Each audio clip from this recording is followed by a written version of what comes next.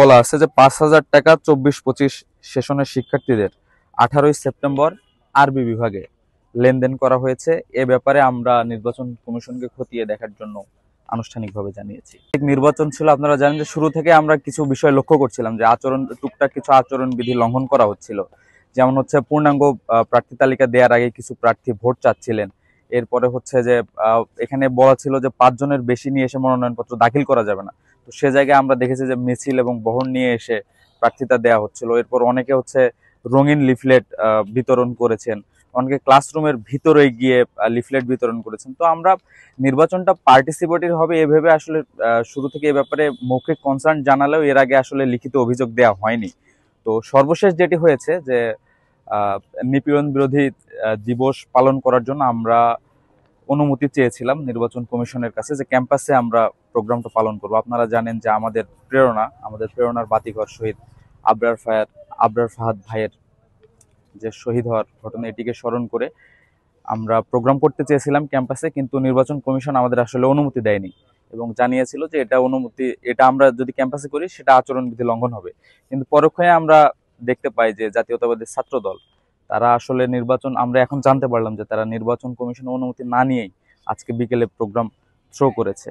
তো এ ব্যাপারে আমরা লিখিত অভিযোগ জানিয়েছি। এরপর আমরা লিখিত অভিযোগে জানিয়েছি যে ক্লাসরুমে গিয়ে প্রার্থীর প্রচারণা এবং এখানে আর্থিক লেনদেনের একটি বিষয় ঘটেছে তো ছাত্র দলের পক্ষ থেকে।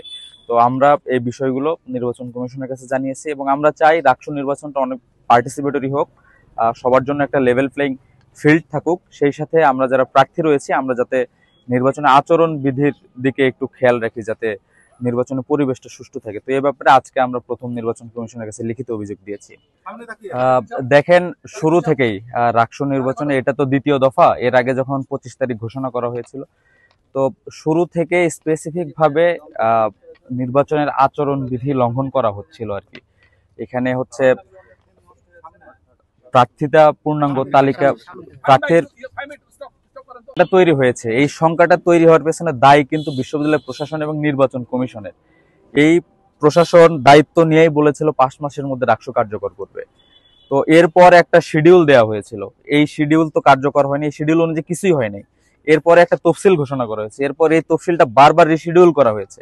তো সর্বমোট 4 বার ডাকসুর তারিখ ঘোষণা করা হয়েছে, 3 বার ডাকসুর ডেট পেছানো হয়েছে।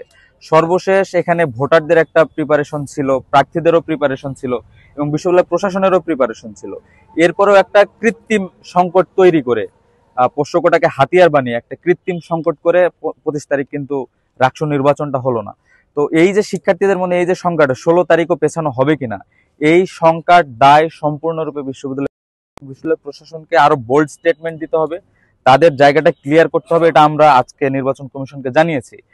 আমরা চেষ্টা করছি শিক্ষার্থীদের কাছে গিয়ে, কারণ এই ব্যুরোক্রেটিক সিস্টেম তো আমাদের অধিকার আমাদেরকে দিবে না, আমাদেরকে আদায় করে নিতে হবে। আমরা শিক্ষার্থীদের সাথে নিয়ে আমাদের অধিকার আমরা 16 তারিখে ডাকসু ইনশাল্লাহ আদায় করবই অ্যাট এনি কস্ট। এবং বিশ্ববিদ্যালয় প্রশাসনকে আহ্বান জানাবো, আপনারা আপনাদের পক্ষ থেকে বোল্ড স্টেটমেন্ট দেন, শিক্ষার্থীদের আশ্বস্ত করেন যে 16 তারিখেই ডাকসু নির্বাচনটা হচ্ছে।